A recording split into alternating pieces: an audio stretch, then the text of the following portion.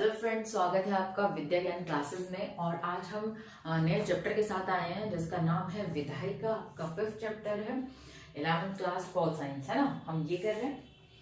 तो विधायिका हम पहले थोड़ा सा इंट्रोडक्शन हो गया था पिछले चैप्टर में, इंट्रोडक्शन नहीं और उसकी हल्की सी बात आ गई थी, है ना, विधायिका की। तो हम विधायिका कर रहे हैं। मैं चीज बता देती हूँ कि विधायिका विधायिका क्या है। ये जो भी लोकतांत्रिक देश हैं उनमें सब में विधायिका आपको मिलेगी, मौजूद होगी। बस क्या होगा, नाम अलग अलग होगा, ठीक है। हमारे देश में उसे क्या कहते हैं, संसद बोलते हैं, ठीक है। संसद, भारत में संसद बोलते हैं। और अलग देश में जाओगे तो अलग नाम मिलेगा आपको, बट भारत में क्या बोलते हैं, संसद बोलते हैं।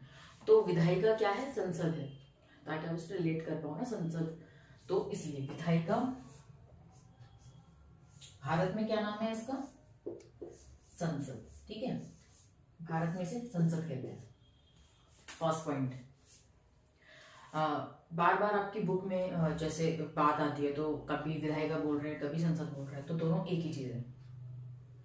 जब हम पॉलिटिकल साइंस पढ़ते हैं और किसका हम जब स्टडी करते हैं तो हम इसे यही बोलते हैं कि विधायिका की स्टडी हो रही है। अलग अलग कंट्री में अलग अलग नाम से उसको जाना जाता है, वो सबकी है। जैसे अमेरिका में उसको कांग्रेस बोलते हैं, ठीक है, उसके भी 2 सदन हैं। भारत में भी 2 सदन हैं। तो ऐसे तो अलग अलग कंट्री में अलग अलग तरह के नाम हैं। हमारे देश में संसद बोलते हैं। और आज हम संसद की पढ़ाई कर रहे हैं, ठीक है, विधायिका की पढ़ाई कर रहे हैं। इसके बारे में आज जानेंगे। तो इंट्रोडक्शन बताया गया है। इंट्रोडक्शन में सेकंड लाइन है जो आपकी, उसमें बताया गया विधायिका जनता द्वारा। विधायिका में कौन होंगे, हमारे संसद में कौन होते हैं, जिनको हम चुन के भेजते हैं, है ना, वही तो होते हैं। तो विधायक में जनता द्वारा निर्वाचित जो चुने हुए हैं होते हैं और जनता की प्रतिनिधि के रूप में कार्य करते हैं। हमारे प्रतिनिधि के रूप में कार्य करते हैं ना, हमने चुने और हमारे लिए वो कार्य करते हैं, तो हमारे प्रतिनिधि के तौर पे कार्य करते हैं। इसके अंदर वो लोग होते हैं चुने गए, ठीक है। तो ये है, इसमें बतलाया से बताया गया कि लोकतंत्र के लिए सबसे इम्पोर्टेंट चीज यही है। लोकतंत्र में अगर लोगों का तंत्र है ना, इनडायरेक्टली तो हमने ही चुन के भेजा, तो इसलिए बहुत इंपॉर्टेंट है, ठीक है। तो इसमें हम क्या समझेंगे, विधायिका का क्या महत्व है, संसद का क्या महत्व है, ठीक है। सेकंड, संसद के कार्य, जैसे संसद आ गया से संसद के कार्य और शक्तियां क्या है, उसके वो क्या काम करती है, उसकी शक्तियां क्या है, कानून कैसे बनता है। सबसे पहली चीज जो, जब संसद के बारे में जब भी वर्ड आ जाए ना, तो एकदम से कानून रिलेट हो जाना चाहिए कि क्या बनाती है वो, क्या करती है, उसका फर्स्ट काम क्या है, कानून बनाना, ठीक है। नीतियां बनाना, कानून बनाना। तो पहला काम संसद में यही होता है, कानून और नीतियां बनाना। किसके लिए, जनता के लिए, ठीक है। तो ये फर्स्ट, बिल्कुल ये संसद कानून बनाती है, ठीक है। हाँ, नेक्स्ट है संसद कार्यपालिका को कैसे नियंत्रित करती है। कार्यपालिका हमने पढ़ चुके हैं, संसद उसको कैसे नियंत्रित करती है, ठीक है। कार्यपालिका क्या है, जो चुने गए प्रतिनिधि हैं हमारे द्वारा, वो लोग होते हैं प्रधानमंत्री, राष्ट्रपति, ये तो सब होते हैं ना कार्यपालिका में, मंत्री परिषद और स्थायी कार्यपालिका अलग होती है। तो कार्यपालिका को कैसे नियंत्रित करती है संसद। संसद में तो बहुत लोग होते हैं, विपक्ष भी बैठा होता है, पक्ष भी बैठा होता है, अपोजिशन पार्टी भी तो होती है वहां पे। तो वो कैसे कंट्रोल करता है, वो कैसे नियंत्रित करता है, उसके बारे में हम जानेंगे। और लास्ट है, संसद अपने ऊपर कैसे नियंत्रित रखती है, वो अपने ऊपर भी कैसे नियंत्रित रखती है, ठीक है। इसके बारे में जानेंगे। ये टॉपिक क्लियर हो गए हमारे कि हम इनके बारे में इस चैप्टर में जानेंगे, समझेंगे। अब बात आती है पेज नंबर 101, हमें संसद क्यों चाहिए।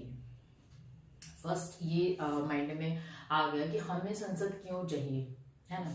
तो हमें संसद क्यों चाहिए, उसके बारे में हम जानेंगे। मैं इसकी 2 पार्ट और कर देती हूँ, यहाँ पे लिख देती हूँ, ताकि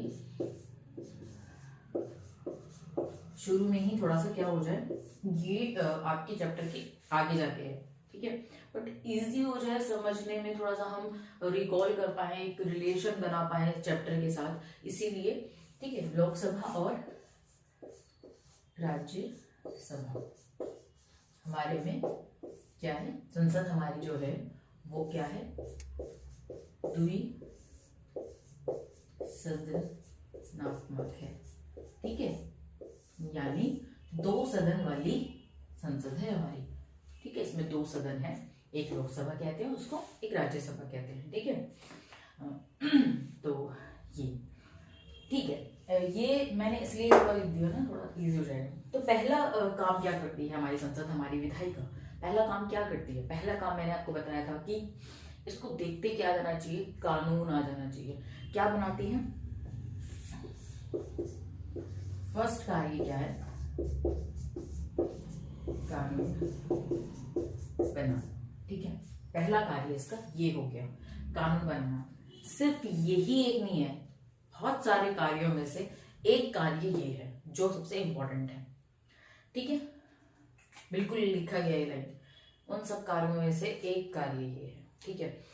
ये इसलिए मतलब आपकी बुक में है कि ताकि आपकी 11वीं क्लास है जहां से बॉल साइंस स्टार्ट हो रही है, तो इसीलिए एक कार्य है और कार्य हम आगे बताएंगे, ओके।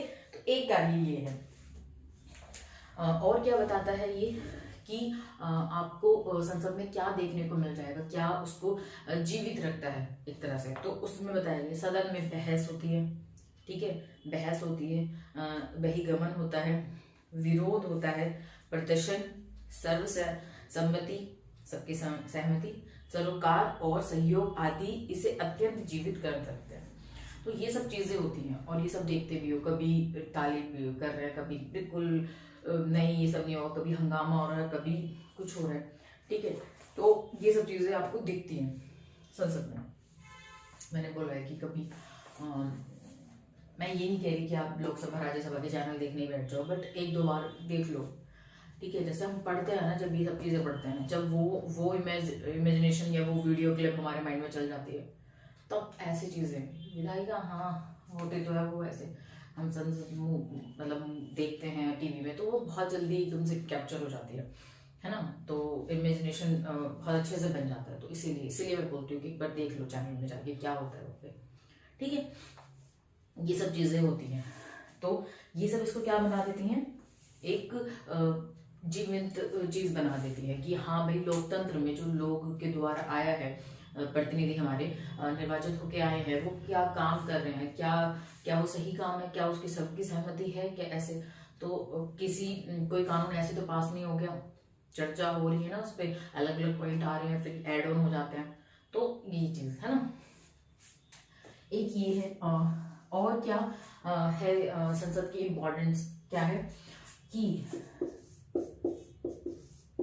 लोकतंत्र वाले देश में संसद का होना सबसे इम्पोर्टेंट है। संसद ही नहीं होगी, बहस नहीं होगी, कानून नहीं बनेंगे जनता के लिए, तो फिर क्या फायदा। तो लोकतंत्र का एक तरह से ये क्या करती है, इसको रिप्रेजेंट करती है कि हाँ, यहाँ पे लोकतंत्र है, ठीक है, यहाँ पे संविधान मौजूद है। तो ये ठीक है, हम संसद के बिना लोकतंत्र की कल्पना नहीं कर सकते, इस तरह से है, ठीक है। अब क्या बताया गया है, नेक्स्ट पैराग्राफ है आपका, फर्स्ट पैराग्राफ में ये है, नेक्स्ट पैराग्राफ में आपका है, उसके 2 पॉइंट बताएंगे। पहले ऊपर वाले पोर्शन में नेगेटिव पॉइंट्स बताएं, और लास्ट वाले पोर्शन में पॉजिटिव पॉइंट बताएं। एंड हमेशा पॉजिटिव से ही होता है, ठीक है। तो कंक्लूजन भी बताया फिर। तो हम 2 पॉइंट लिख लेते हैं, नेगेटिव और पॉजिटिव, ठीक है। कानून बनाना और लोकतंत्र में विधायिका का होना सबसे इंपॉर्टेंट है, क्योंकि हमारे चुने हुए प्रतिनिधि वहां पे काम कर रहे हैं, हमें पता होना चाहिए किस तरह से काम कर रहे हैं, क्या कर रहे हैं, ठीक है। तो लोकतंत्र में ये होना जरूरी है। अब हम क्या कर रहे हैं, इसके संसद के नेगेटिव और पॉजिटिव पॉइंट को देख रहे हैं,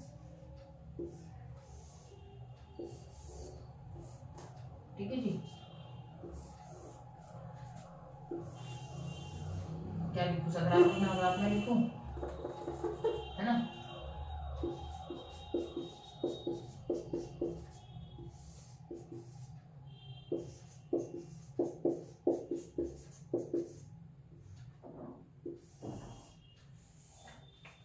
दो पॉइंट है। तो पहला पॉइंट क्या बताया है कि आपके बुक में पहला पॉइंट बताया है कि क्या है, विधायिका क्या कर रही है, अपना ना महत्व खो रही है। विधायिका जो आपकी संसद है वो क्या कर रही है, अपना महत्व कम हो रहा है, उसका महत्व कम हो रहा है और कार्यपालिका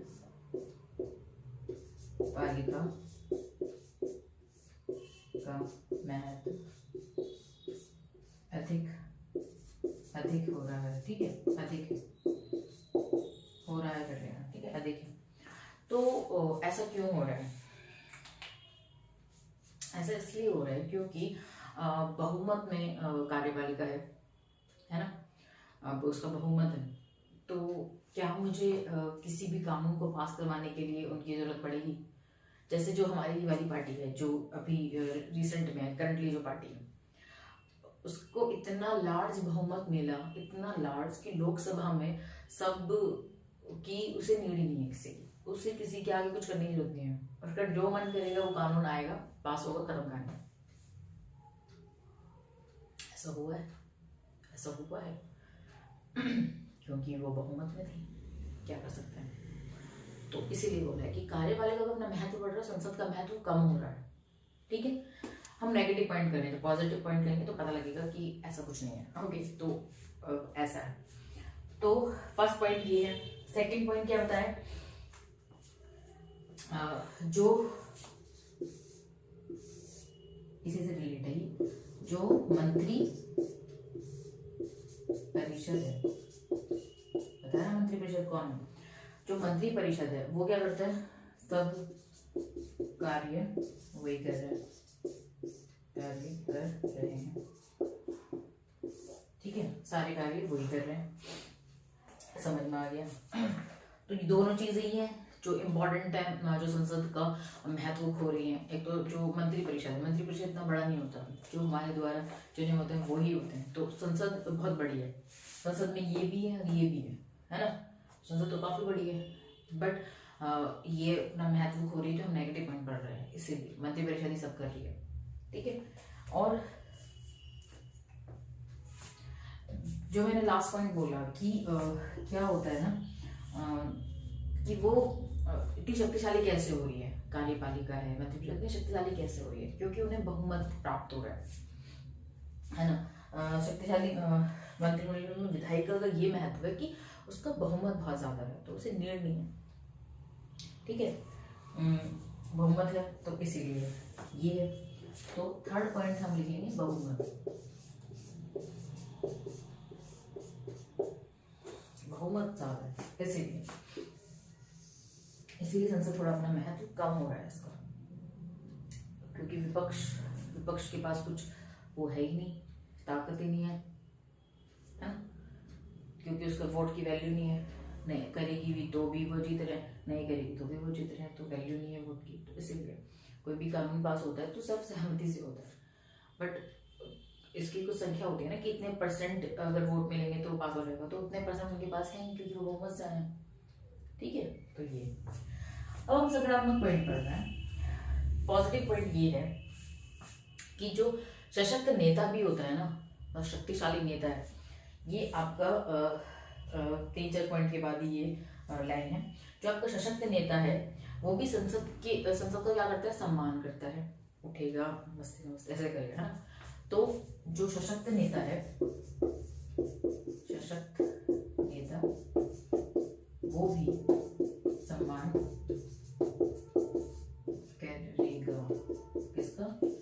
संसद, ठीक है। सेकंड है, जब भी वो कुछ बात अपनी कोई कानून लेके आया, कुछ भी नया लेके आया, तो उसको क्या होता है? उसको सब क्या होना चाहिए? सहमत होने चाहिए, उसको भी मतलब सहमति चाहिए होती है, चाहे वो कितना ही सशक्त हो, चाहे वो कितना ही उच्च हो, सहमति तो चाहिए। अब विपक्ष पूरा वो क्या कर रही है, मतलब पूरा बिल्कुल ही नेगेटिव में जा रही है, मतलब नहीं सपोर्ट कर रही बिल्कुल भी, 1% नहीं कर रही। विपक्ष 3-4 होते हैं तो नहीं सपोर्ट कर रही कोई भी, तो क्या ये लोग नहीं देख रहे? देख रहे हैं ना, उसको भी झुकना पड़ जाता है। एग्जाम्पल नहीं है आपकी बुक में, इसी पेज पे, तो हम वो भी देखेंगे कैसे झुकना पड़ जाता है। तो नेक्स्ट पॉइंट ये है कि जो जवाब होते हैं उनसे हाँ निकाल रही हूँ, ठीक है, उनसे संसद को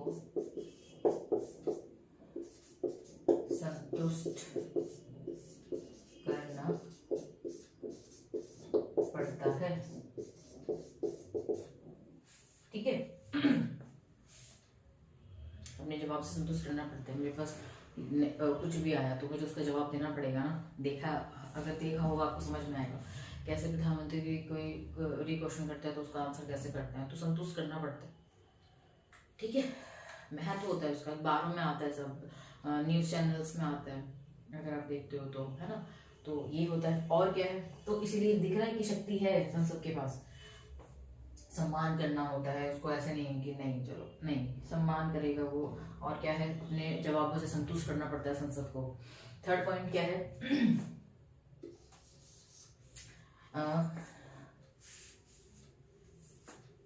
ठीक है, थर्ड पॉइंट है वाद विवाद।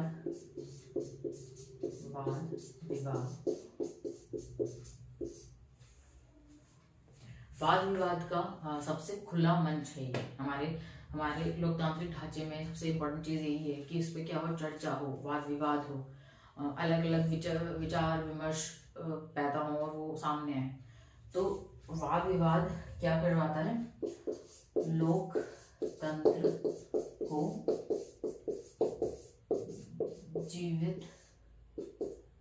जीवित रखता है, जीवित रखता है। ठीक है, ये पॉइंट हो गया। लोकतंत्र का जीवित रखता है, या जो आपकी बुक में मेंशन है शब्द, वो क्या है, खुला मंच है, कुछ भी कह सकते हो आप। ठीक है, और क्या संसद कर सकता है, फोर्थ पॉइंट इसका है कि संसद के पास एक शक्ति ये भी है कि वो जो कार्यपालिका है उसको बर्खास्त भी कर सकता है। ठीक है, संसद के पास क्या है, संसद के पास कार्यपालिका का चयन और क्या है, उसका बर्खास्त कर सकता है। ठीक है, फोर्थ पॉइंट आपका ये है। सकारात्मक पॉइंट, नकारात्मक पॉइंट देखिए, सकारात्मक ये है, उसके पास इतनी पावर है, कार्यपालिका को चयन तो करता ही है वो, और बर्खास्त भी कर सकता है, और खुला मंच है एक, और नेता चाहे कितना भी वो, उसको अपने जवाब से क्या करना पड़ता है, संतुष्ट करना पड़ता है संसद को। तो ये पॉइंट हैं आपके नेगेटिव और पॉजिटिव में, जो मुझे लगे आपको बताने चाहिए। ठीक है, ये है, समझ में आ गया संसद क्यों इम्पोर्टेंट है, इसलिए इम्पोर्टेंट है, लोकतंत्र कायम रहता है इससे। ठीक है, अब क्या है, खुद करे खुद सीखे बोला गया है। इसमें 4-5 एग्जाम्पल है। फर्स्ट एग्जाम्पल जो 2002 में फरवरी में हुआ, उसमें क्या बताया गया, हमारे मंत्री हैं, वित्त मंत्री थे जसवंत सिंह, उन्होंने एक बिल पास किया, वो था किसके लिए, खाद के लिए, यूरिया खाद। उसमें उन्होंने उसकी बढ़ोतरी कर दी, उसके प्राइस की। तो इतना विवाद हुआ कि उन्हें वो बिल वापस लेना पड़ा, है ना। ऐसे बहुत बार होता है संसद में, बहुत बार आप बहुत देख सकते हो उसे, कि बहुत बार होता है ऐसा। ठीक है, कि जब बहुत सारे बिल हम वापस ले लेते हैं। ओके, तो अभी भी आप अपने आसपास ये चीज देख सकते हो और बता सकते हो खुद को या अपने फ्रेंड्स को कि ये ऐसा हुआ है, अपनी फैमिली को। मैं बहुत बताती थी, जैसे मैं कुछ पढ़ लेती थी और मुझे रिकॉल करना होता था उसे, करंट चीज़ें जोड़ना होता, तो मैं हाँ ये चीज़ हुई थी, तो अच्छा ये भी हुआ ऐसा रिसेंटली, है ना। तो अपने जो अपनी राजनीति में हो रहा है, क्या कौन सा बिल आया, कौन सा बिल वापस हुआ, ये सब चीज़ें थोड़ी नज़र रखा करो। ठीक है, ओके। और क्या है आपकी बुक में, फिर क्या हुआ, नेक्स्ट पे है विपक्ष का विरोध इतना हुआ कि हमने कर लिया। नेक्स्ट है कि पेट्रोल के दाम बढ़ गए, फिर उसको कम करवाया, यूरिया खाद को कम करवाया, है ना। और क्या है, और है 22 फरवरी 1983 की बात है। ये हिंदुस्तान टाइम में छपा है ये सब। तो ऐसे पेपर में छपते हैं, कुछ चीज़ होती है संसद में, कुछ होता है जब बखेड़ा सा तो छपता है, ये कुछ इंपॉर्टेंट चीज़ होती है तो आप न्यूज़ पेपर्स को भी रीड किया करो, ठीक है। एक अगर पढ़ा लिखा बनना है ना, कायदे का पढ़ा लिखा बनना है, तो न्यूज़पेपर रीड करना, आसपास क्या चल रहा है उसके लिए अवेयर रहना, वो सब चीज़ें बहुत इम्पोर्टेंट है ना। पढ़ा लिखा गवार कहलाना नहीं है, बिल्कुल भी नहीं। पढ़ा लिखा गवार उसे ही कहते हैं कि आपने अपनी स्टडी को अपनी लाइफ में उतारा नहीं, ठीक है, उसको ही कहते हैं पढ़ा लिखा गवार। पढ़ाई अलग हो रही है, लाइफ अलग चल रही है, उन दोनों को मिक्स क्यों नहीं कर देते? क्या हो रहा है, हमारी पढ़ाई से क्यों नहीं चीज़ें रिलेट हो सकती? और हमारी जो स्ट्रीम है, हमारा जो ये हमारे जो आर्ट साइड है, हमारी जो ह्यूमन साइड है, तो ये तो ऐसी है कि हम इसे कॉल कर सकते हैं अपने साथ, इसे लेके चल सकते हैं, रिलेट कर सकते हैं। सामने सबको जो उदाहरण सामने पेश होते हैं हमारे, तो कुछ ऐसी चीज़ है ही नहीं कि उसके लिए हमें कुछ प्रैक्टिकल करना पड़ रहा है, हमारे सामने मौजूद होते हैं, तो बस क्या करना है, लिंक करना है, इतनी सी बात है बस। तो बहुत ईजी है अपनी लाइफ में अपनी स्टडी को उतारना, इससे अच्छी चीज़ कुछ नहीं हो सकती। तो वो ही बनना है, स्मार्ट और अवेयर, ठीक है, अपनी स्टडी से। नेक्स्ट में दिया गया है कि असम की बात है।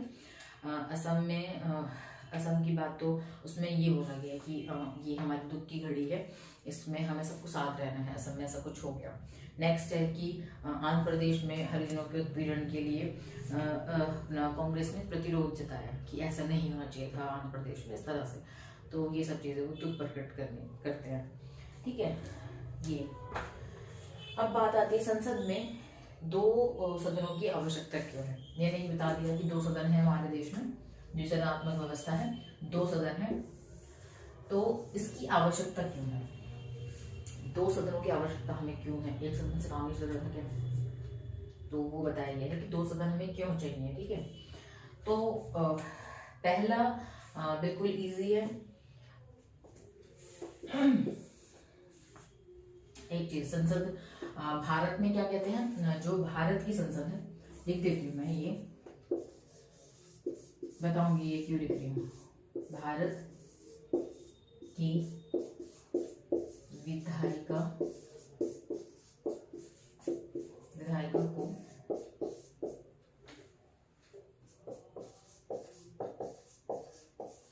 संसद कहते हैं, ठीक है।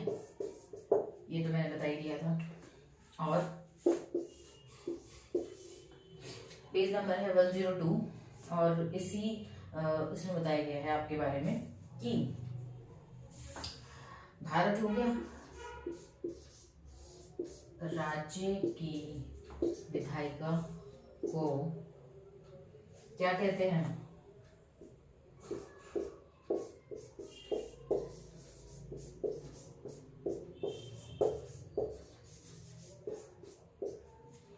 विधानसभा, ठीक है।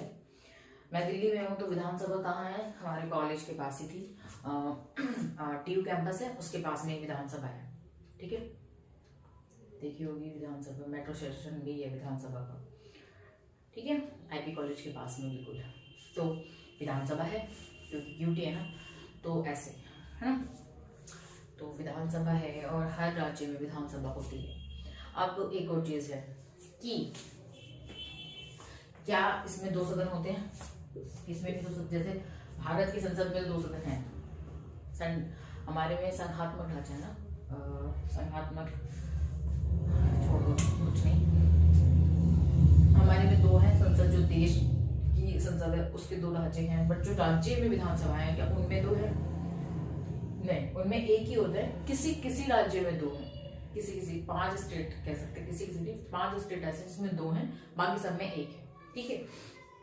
अब एक और चीज बता देती हूँ कि 2 जो संविधान है, लिख नहीं रही हूँ बहुत बड़ा हो जाएगा, संविधान ने ये बात लिखी गई है, बोली गई है कि राज्य की मर्जी है, आप उसे आप 2 सदन बनाना चाहते हैं, 1 सदन बनाना चाहते हैं, वो आपकी मर्जी है, ठीक है। तो उसमें छोड़ दिया, राज्य को छोड़ दिया, राज्य की इच्छा है, तो ये राज्य की इच्छा है, ठीक है। ठीक है, ये समझ में आ गया। अब ऐसे कौन से 5 स्टेट हैं जिनमें 2 सदन है, बाकी सब में एक ही है। ठीक है, 2 सदन कौन से हैं? पेज नंबर 103 पे इंडिया का मैप दिया गया है और उसके साथ उसकी राजधानियां भी दी गई हैं। बहुत अच्छा मैप है ये जो दिया गया है। सब हर की राजधानी याद होनी चाहिए, हर स्टेट की। हमारे देश की नई यूटी कौन से, यूटी जो है केंद्र शासित प्रदेश, वो कौन कौन से हैं वो याद कर लेने चाहिए आपको। पहले तो 7 थे, अब ज़्यादा हो गए, 9 हो गए। और कितने राज्यों में द्विसदनात्मक व्यवस्था है, ये 1-2 चीज़ें हैं, 3 चीज़ें हैं, प्लीज़ ये जरूर कर लेना।